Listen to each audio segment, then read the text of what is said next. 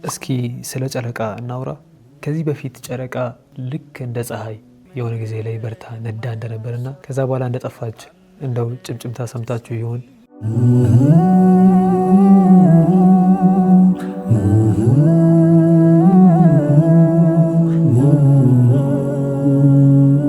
السلام عليكم ورحمة الله وبركاته.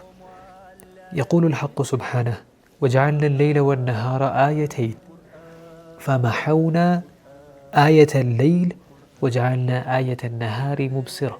لليتنا كان ملكته تشدرجن فمحونا آية الليل كن يلليت ملكت أطفاني لال من مالتنا أبرن ما تابتهالن وجعلنا آية النهار مبصرة የቀንን ምልክት የምታበራ አደረግናት። ኦብቪየስሊ የሌሊት ምልክት ጨረቃ ናት፣ የቀን ምልክት ደግሞ ፀሐይ ናት። ፈመሐውና የሚለውን ቃል እንመልከት። አጠፋን ወይንም ብርሃን አስወገድን ማለት ነው። ያው ኦብቪየስሊ የሚጠፋው ከበራ በኋላ ነው አይደል? ከዚህ ጨረቃ ነዳ እንደነበረና ልክ እንደ ፀሐይ በርታ እንደነበረና እንደጠፋች እንወስዳለን ማለት ነው። በሚገርም ሁኔታ ይህን ዛሂራ ኢብን አባስ ሊትራሊ ተናግረውታል። ጨረቃ ልክ እንደ ፀሐይ ታበራ ነበር፣ ልክ እንደ ፀሐይ ነዳ ታበራ ነበርና የሆነ ጊዜ ላይ ጠፋች። ፈመሐውና አየተ ሌይል ሉክ የሌሊት ምልክት ጨረቃ ናት። አላሁ ጀለ ወዐላ ፈመሐውና አየተ ሌይል የሌሊትን ምልክት አጠፋን ይላል። ጨረቃን ብርሃኗን አጠፋናት ማለት ነው። ይህንን በተመለከተ አንድ አስገራሚ ክስተት አለ። ሼክ ዝንዳኒ ረሕመቱላህ ዐለይህ እንዲህ ሲል ያጫውተናል። አሜሪካኖች ደ ጊየንት ስቴፕ የሚል ፊልም አለ።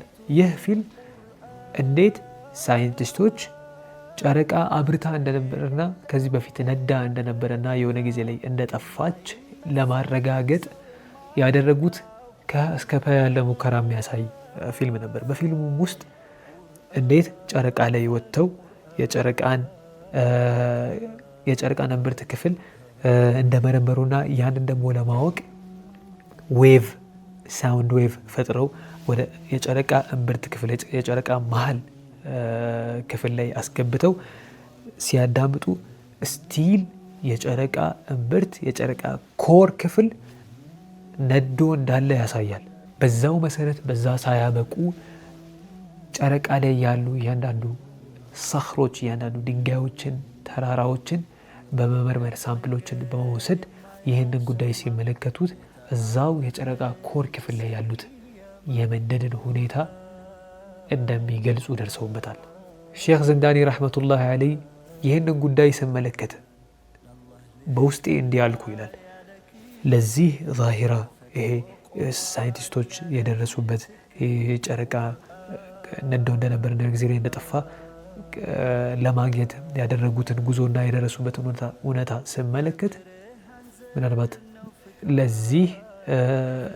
ለዚህ ዛሂራ ተፍሲር ሊሆን የሚችለው ይህ ቃል ነው ብዬ ይህ የአላሁ ጀለ ወዐላ አንቀጽ ነው ብዬ አመንኩ ይላል። ፈመሐውና አየተ ሌይል ወጀዐልና አየተ ነሃሪ ሙብሲራ የሚለው የአላሁ ጀለ ወዐላ አንቀጽ።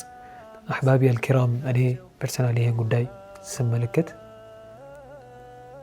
ሁሌ ለረሱል ዓለይሂ ሰላቱ ወሰላም አላሁ ጀለ ወዐላ የነገራቸው በኸበር ደረጃ የነገራቸውን ነገር አሁን ዓለም ቀስ በቀስ ዲስከቨር መሆኗን ስንመለከት አንድ አንቀጽ አእምሮ ላይ ይመጣል። የኔ ኻቲማ ይሆናል።